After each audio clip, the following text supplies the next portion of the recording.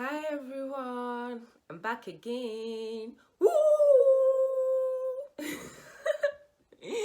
My name is Chisom. Welcome back to my channel. And if this is your first time, thank you for watching. Kindly subscribe, comment, like, and share with your friends and family and your enemies. You never can tell who it's going to be of great benefit to.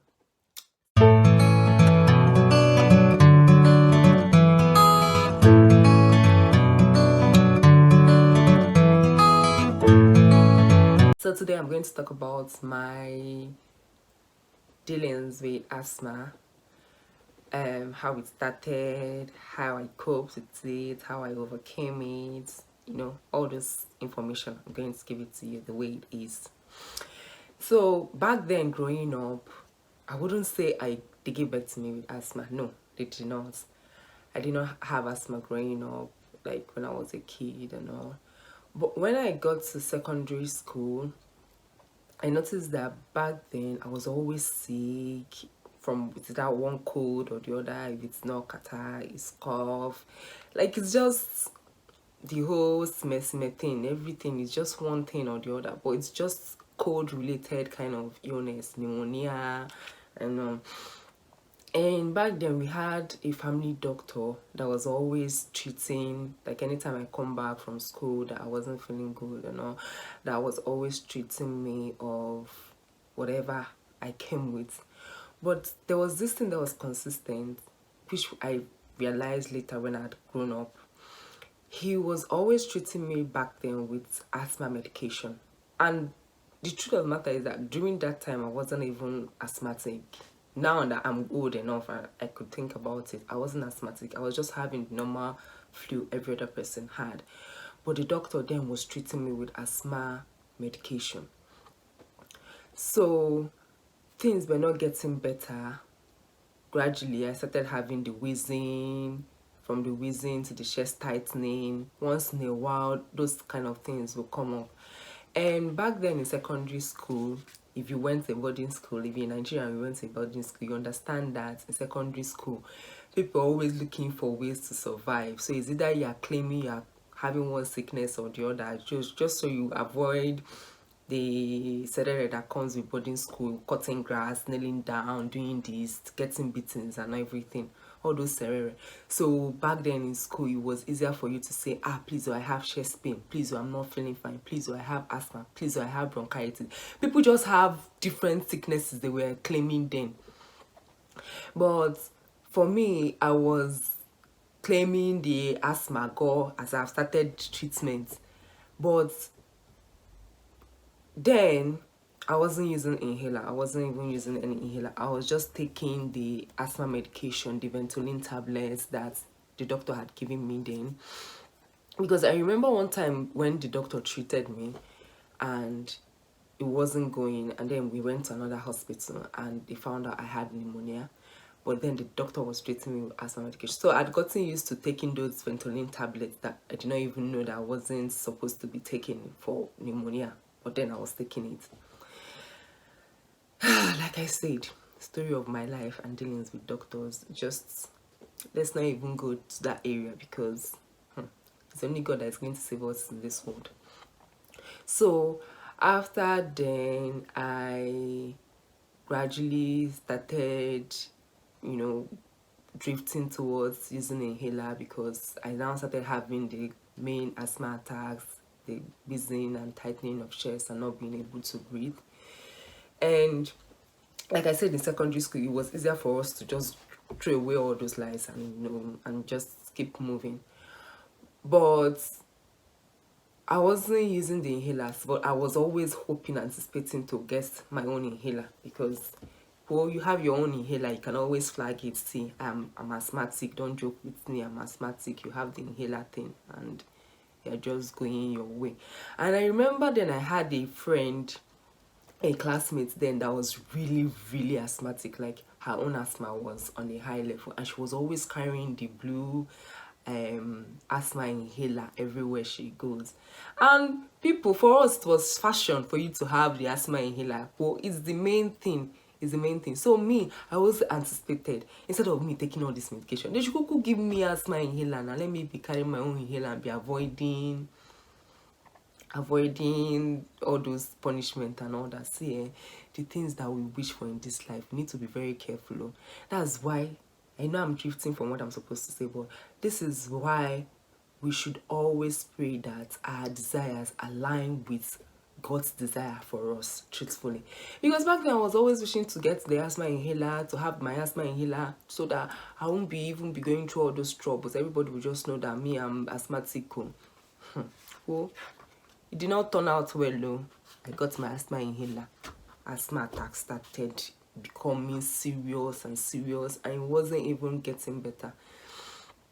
And I remember my parents couldn't even understand why I should be asthmatic, because none of my family members have asthma.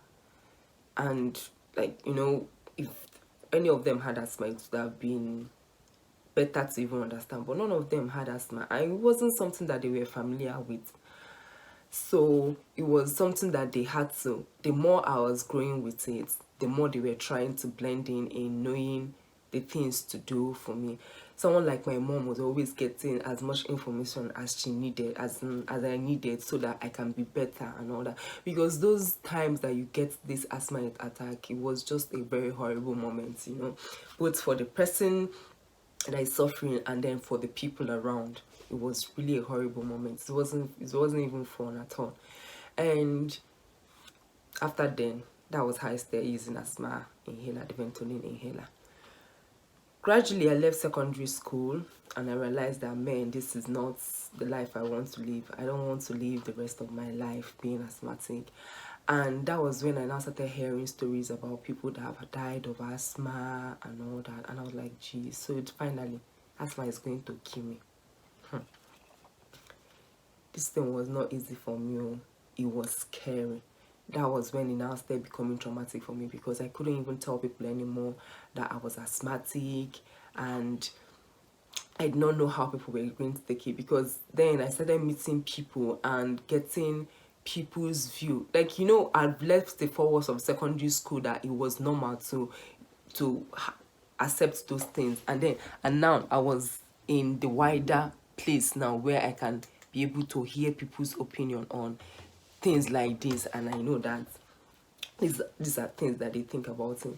And I remember going to university then, and I had a friend that I met then that he would just outrightly say, see, I can't even imagine marrying someone that is asthmatic. This one will now wake up one day and die on me. You know, that kind of statement. So I started receiving it. I started seeing that people were not comfortable with associating with people that were asthmatic. It was as though they had their mindset, they felt that people that are asthmatic had one kind of thing following them. And I wouldn't want to say that I was unfortunate to meet those kind of people, but that's actually the truth. I was really unfortunate to meet those kind of people. They were not encouraging at all. They made my fear worsen, and it made me hide the truth, like telling people I just did not even want anybody to find out that, see, this is what I was going through. Then the medication, how was I handling the medication? Jeez, that medication was draining. It was draining. Both the inhaler and the tablets and the 15 minutes injection, it was draining.